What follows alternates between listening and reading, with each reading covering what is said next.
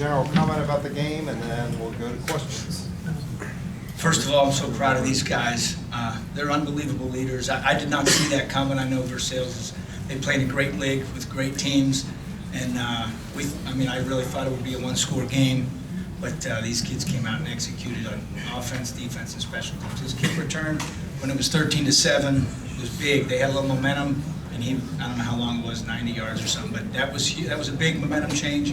And then our defense pretty much all day really gave them fits and made it hard on 17, and then we got the ground game going with these guys running the football. And on a wet, cold December day, the team that runs the ball for more yards usually wins. Coach Laverde, Keno Sultan with C-Town Radio. It was last year that your team suffered a heartbreaking loss to Marion Local. Your team was determined to put that one behind you and come away with the trophy. How much more gratifying is it to regain the title after having it taken away last year? It's so much more fun sitting in the seat winning than it does losing. When you lose and have to sit here, it's really hard because you just feel so bad for the kids that put so much into it. And when they come up just a little bit short, it's hard to sit here. It's really hard to answer questions. And so, this is easy. This is fun. Coach, when you scored the first touchdown, they fumbled it. You guys recover in the end zone. Do you kind of get the feeling that it might be your day? Well, when it happens twice, it was really our day. There's no doubt about that. Lightning doesn't usually strike once, and it struck twice today. So these guys were, active and paying attention, and Sale got one, and I think he got one. So just being aware of what's going on, and on a wet, slippery day, the ball's going to pop out a little bit. Coach, you mentioned how much more fun it is to talk in this situation. So many times you guys have played MAC schools. I think you might be doing to beat a MAC team 4 times in the state final.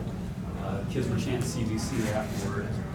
Does that make it a little sweeter at all, or is it? Well, they just did that because Perry's playing tomorrow, and if Perry wins, then our conference gets 2, which is pretty neat. Is it a little bit of bragging rights for the conference, you think? Yeah, I think for our conference, that would be unbelievable if Perry comes down here and gets it done tomorrow. Gino, before the season started, talk with you about the silver trophy, how you guys, no one wanted to touch it afterwards. How much do you guys not just want this game, maybe be this one? Oh, losing the past 2 years, that was not fun at all. All the work we put in, the grind, everyone coming out on top as a senior is just a blessing, and it's a great feeling. Well, you guys seem locked in. 2 pass breakups on 4th downs there in that second half. You had the first one.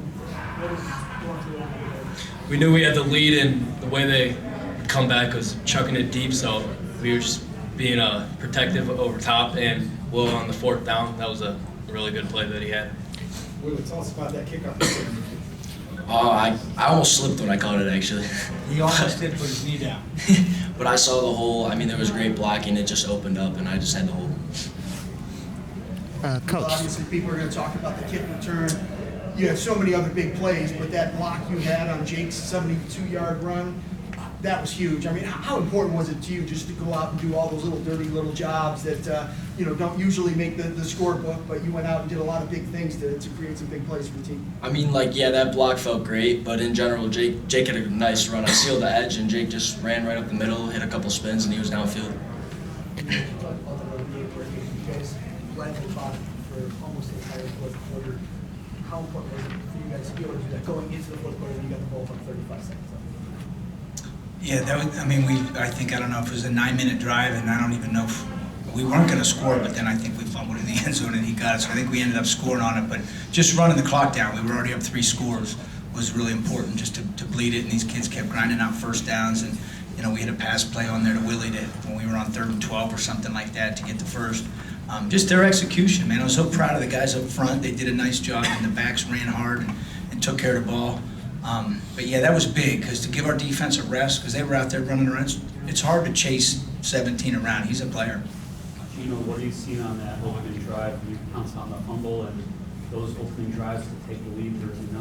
What did that do for your guys' defense to play free-forming, free-flowing? It definitely boosted our energy. We just wanted to keep our foot on the gas, like I said at halftime last game. And, falling on the ball felt great. We knew that the weather was going to play a big factor, and we had to hold on to the ball, but I was just keeping my eyes, and I just ended up falling on the ball for a touchdown. Will Sale, you started as a sophomore on this team 2 years in a row of a heartbreak when the season ends, the season. What does this one mean to you and these teammates to get this championship before you graduate?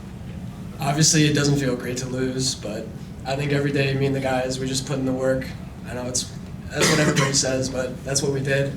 And, you know, nobody trains for second place. So we went out there as excited as we could be, and we got it done. Your pregame talk with the huddle, boys, obviously don't divulge what you said, but you got them pretty fired up. Yeah, I ended up last game in our semifinal game. I took like an hour to write a speech for the team, and I did the same thing this game. And I'm just glad that it got the boys fired up. Okay, a couple over here. Oh, thank you. Coach, talk about how big that kickoff return was after Versailles scored to cut the deficit to 13-7, and about the secondary. They made some really, really huge plays, especially in the third quarter. Oh, when they scored, we actually blew a coverage. The kid was wide open and scored. And made it 13-7, and their crowd was into it. Their kids were into it. Momentum had shifted, and they're a touchdown and an extra point away from beating you or taking the lead. And that kick return, just switched the momentum back to us, and it certainly helped us. And then the guys on the back end, our defensive backs, played outstanding. Time after time without interfering. They were just getting a piece of it, guarding their guy, and they stayed with, besides that one play, they really covered very well, maybe the best we've covered all year. A question for Will and Coach. Our Kirtland Hornets stat crew tells us that you hadn't had a kickoff return since 2013. Will gets a kickoff return, I think, 2 weeks ago against Mogador. Is that correct? Cuyahoga Heights. Cuyahoga Heights. And then today, after a decade of no kickoff returns, does it again, changes the game. Tell us about this amazing longest kickoff return in state championship history in Division 6. Yeah, it just feels great. Like I said before, blocking was great, and it was just a huge role. And Coach, tell us about the special teams. What led to these incredible kickoff returns? Well, I can't even. It's hard to practice. Like our defense has been pretty good that we don't have to return kickoffs very often. So that's probably the thing we practice the least. And so to pop 2 in the playoffs is kind of shocking because it is. We don't get a lot of live practice at that. And man, the kids up front really took the guy. Like we have a little system of who you're supposed to block, and they got it done. I mean, it was like it opening up the Red Sea, and that's why you run track. He didn't get caught. Quick question for Gino. Gino, I saw you punt, and I watched your last 4 weeks. I was trying to recollect in my head whether or not you had punted. I assume you had, but I didn't know you were the punter. So, tell us about your punting. Well, Rocco banged up his knee a couple weeks ago, and I'm just always there to help be his backup punter, and he helps me out in punt sprint. So just go out there and kick the ball. Will Bates, another sack today. He just had a monster postseason as far as terrorizing quarterbacks. Today, though, you had to earn it. That dude was pretty good.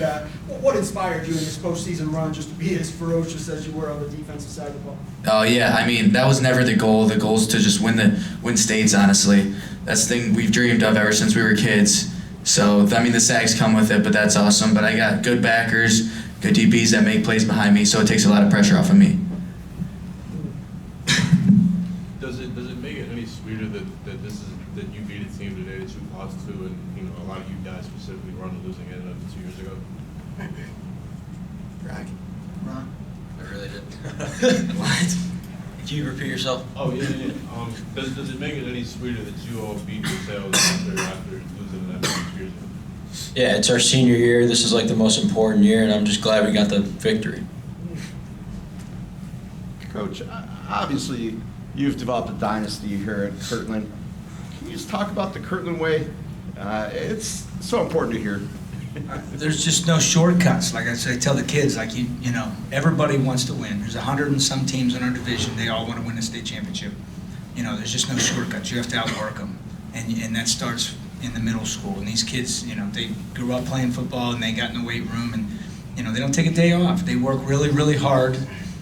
You can't do what we've done consistently by accident. It's a lot of hours with your buddies, getting in the weight room and all the 7-on-7s. We do a lot of 7-on-7s, and And it showed today. We guarded them very well, and that's why we're sitting here.